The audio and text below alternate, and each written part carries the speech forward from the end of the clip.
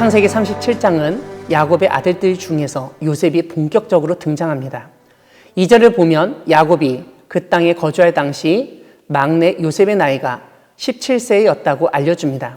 이것은 야곱이 삼촌 라반의 집에서 떠난 후 꽤나 시간이 지났다는 것을 알려주는 정보입니다. 요셉이 형들과 함께 양을 쳤다고 하는데 우리가 알고 있듯 야곱은 삼촌 라반의 집에서도 양과 염소를 쳤었습니다. 그런데 사실 요셉의 형들이라고 하지만 우리가 잘 아는 것처럼 이복 형들입니다. 요셉은 라헬이 어머니였고 대부분은 레아 그리고 여종이었던 빌하와 실바의 아들들이었습니다. 그런데 그 중에서도 빌하와 실바의 아들들과 더불어 함께 있을 때 그들의 잘못을 아버지에게 말하였다고 합니다. 그리고 3절을 보면 요셉에 대한 또 다른 설명을 합니다. 요셉은 야곱이 노년에 얻은 아들이기 때문에 다른 아들들보다 더 사랑했다는 것입니다. 그래서 그런 사랑의 표현으로 요셉을 위한 옷을 지어 입힌 것을 알 수 있습니다. 채색 옷이라고 번역한 히브리어는 솜에 달린 옷 혹은 발목까지 닿는 긴 옷으로 알려져 있습니다. 헬라어 번역에서는 여러 색깔로 염색한 옷이라는 뜻이 있어서 한글 성경은 채색 옷이라고 번역한 것 같습니다. 옷은 그 사람의 직업뿐만 아니라 사회적 지위를 알려주는 수단이 되기도 하는데 요셉이 형들과 다른 옷을 입었다는 것은 그 집안에서의 요셉의 위치, 서열을 알려주는 것이기도 합니다. 요셉을 더 사랑하고 채색 옷까지 입히는 아버지의 편애 때문에 형들의 마음은 불편할 수밖에 없었습니다. 그래서 4절 뒷부분을 보면 형들이 요셉을 미워했다고 알려줍니다. 아마 여기에는 고자질 사건도 한몫했을 것입니다. 그런데 이렇게 미운 털이 박힌 요셉이 불에 기름을 붓는 일을 하게 됩니다. 우리가 잘 알고 있는 꿈 이야기를 한 것입니다. 첫째 꿈은 곡식 단들을 자기와 형들이 묶었는데 형들이 묶은 단들이 자신이 묶은 단을 둘러서서 절을 하였다는 것입니다. 두 번째 꿈은 해와 달과 11별이 있는데 그것들이 요셉에게 절을 하더라는 것입니다. 하지만 요셉의 형들은 이런 일이 반복되자 이제 아예 요셉을 시기까지 하고 더욱 미워하였습니다. 어느 날 요셉의 형들이 세겜까지 가서 아버지 양떼를 치고 있었습니다. 야곱이 그 아들들의 안부를 살피고자 요셉을 보냅니다. 14절을 보면 야곱이 요셉에게 시킨 일은 형들과 양떼가 잘 있는지 보고 돌아와서 말하라는 것이었습니다.